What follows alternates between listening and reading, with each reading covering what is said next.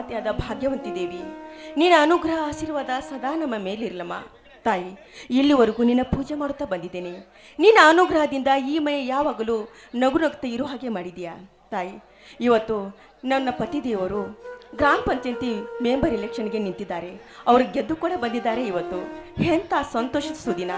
ಅಷ್ಟೇ ಅಲ್ಲ, ನನ್ನ ಬಾಳಿನಲ್ಲಿ ಇನ್ನೊಂದು ಕೊರತೆ ಇತ್ತು. ನನಗೆ ಮಕ್ಕಳಿರಲಿಲ್ಲ. ನಿನ್ನ ದಯದಿಂದ ಒಂದು ಗಂಡು ಮಗುವನ್ನು ದಯಪಾಲಿಸಿದೀಯ. ನನ್ನ ಎಲ್ಲ ಆಸೆ ಆಕಾಂಕ್ಷೆಗಳನ್ನು ಎಲ್ಲವೂ ನೆರವೇರಿಸಿದ ಮಹಾಮಾತೆಯಮ್ಮ ನೀನು. ನಿನ್ನ ಅನುಗ್ರಹ ಇದೇ ರೀತಿ ಇರಲಿ ಅಂತ ನಿನ್ನಲ್ಲಿ ಕರ ಮುಗ್ದು ಬೇಡ್ಕೊಳ್ತೀನಮ್ಮ, ಕರ ಮುಗ್ದು ಬೇಡ್ಕೊಳ್ತೀನಿ. ಇಷ್ಟೊತ್ತಾಯ್ತಲ್ಲ, ನನ್ನ ಪತಿ ದೇವರು ಇಲೆಕ್ಷನಲ್ಲಿ ಗೆದ್ಬಿಟ್ಟು ಅಲ್ಲೇ ಕುಳಿತುಕೊಂಡಿದ್ದಾರೋ ಏನೋ, ಬರಲೇ ಇಲ್ವಲ್ಲ.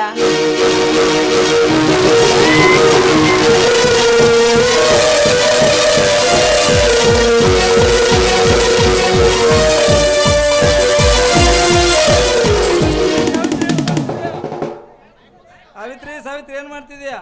ಏನೂ ಇಲ್ಲ ರೀ, ನಿಮ್ಮ ದಾರಿನೇ ಕಾಯ್ತಾ ಇದೆ. ನೀವು ಯಾವಾಗ ಬರ್ತೀರೋ ಅಂತ.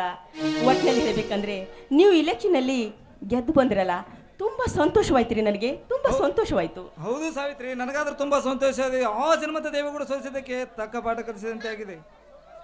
ಈ ಊರಿನ ಜನರಿಗೆ ಕೈ ತುಂಬ ಹಣವನ್ನು ಕೊಟ್ಟು, ಕುಡಿಯಲಿ ಹೆಂಡವನ್ನು ಕೊಟ್ಟು, ಆದರೆ ಅದು ಹಾಗಾಗಲಿಲ್ಲ. ಅವ ಕೊಟ್ಟಿದ್ದೆಲ್ಲ ಸ್ವೀಕಾರ ಮಾಡಿ ಅವನಿಗೆ ಮತ ಹಾಕಬೇಕಾಗಿದ್ದ ನನಗೆ ಮತ ಹಾಕಿ ಜಯಶಾಲಿಯಾಗಿ ಮಾಡಿದ್ದಾರೆ. ಈ ಜನರ ಸೇವೆ ಮಾಡಲು ಸದಾ ಸಿದ್ಧರಿದ್ದಾರೆ. ಹೌದು ಸ್ವಾಮಿ, ಜನಸೇವೆ ಜನಾರ್ದನ ಸೇವೆ ಅಂತ ಹೇಳ್ತಾರೆ. ಹೀಗಿರುವಾಗ ಇಂದಿನ ರಾಜಕಾರಣಿಗಳು ಹಾಗಿಲ್ಲ ರೀ.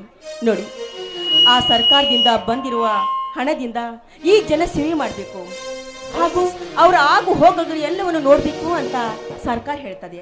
ಆದರೆ ಸರ್ಕಾರದ ರೀತಿಯಿಂದ ಅವ್ರ ಹಣ ಉಪಯೋಗ ಮಾಡೋದಿಲ್ಲ ರೀ.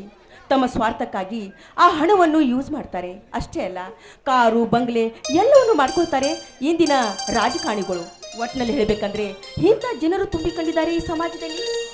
ಹೌದು ಸಾವಿತ್ರಿ, ನೀನು ಆಡುವ ಮಾತು ನಿಜವಿದೆ. ಗ್ರಾಮ ಪಂಚಾಯತ್ ಅಭಿವೃದ್ಧಿ ಕೆಲಸ ಕೇಳದೆ ಈಗಿನ ರಾಜಕಾರಣಿಯವರು ಹೋದರೆ ಹಿಂದೆ ಬಾ, ನಾಳೆ ಬಾ, ನಾಡದ ಬಾ ಅನ್ನೋ ಯಾವ ತಮ್ಮ ಕೆಲಸವನ್ನು ಮಾಡುವುದಿಲ್ಲ. ಹಿಂದೆ ನಾಳೆ ಅಂತ ಹೇಳಿ ತಮ್ಮ ಅವಧಿಯನ್ನೇ ಮುಗಿಸಿ ಬಿಡುತ್ತಾರೆ. ಹೌದು ಸ್ವಾಮಿ, ನೀವು ಹಾಗಾಗಬಾರ್ದು. ನೀವು ನಿಷ್ಠೆಯಿಂದ ನಿಮ್ಮ ಸೇವೆ ಮಾಡಬೇಕು. ಅಷ್ಟೇ ಅಲ್ಲ, ಸರ್ಕಾರದಿಂದ ಬಂದಿರುವ ಹಣದಲ್ಲಿ ಈ ಜನಗಳ ಸೇವೆ ಮಾಡಬೇಕು. ಅವರ ಆಗು ಹೋಗುಗಳ ಬಗ್ಗೆ ವಿಚಾರ ಮಾಡಬೇಕು. ಅಷ್ಟೇ ಅಲ್ಲ, ಪ್ರತಿಯೊಬ್ಬರ ಬಾಯಿಯಲ್ಲಿ ಇವರು ಇಂಥವ್ರು ಅಂತ ನಿಮ್ಮ ಮಾತನ್ನು ಕೊಂಡಾಡಬೇಕು, ನಿಮ್ಮ ಹೆಸರನ್ನು ತೆಗೆದುಕೊಳ್ಬೇಕು.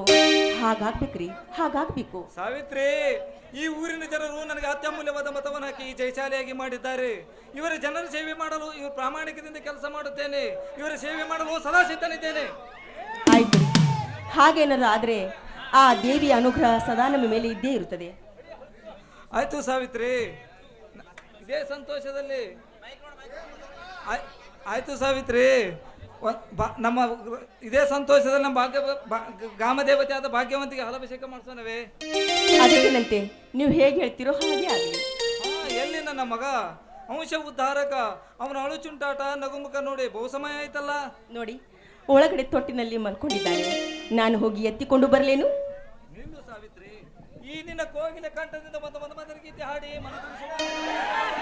ಅದಕ್ಕೇನಂತೆ, ನಿಮ್ಮ ಇಷ್ಟದಂತೆ ಆಗ್ಲಿ. ಮೊದಲು ಕೊಳಲಿರೋ ಹಾರ್ ತೆಗೀರಿ.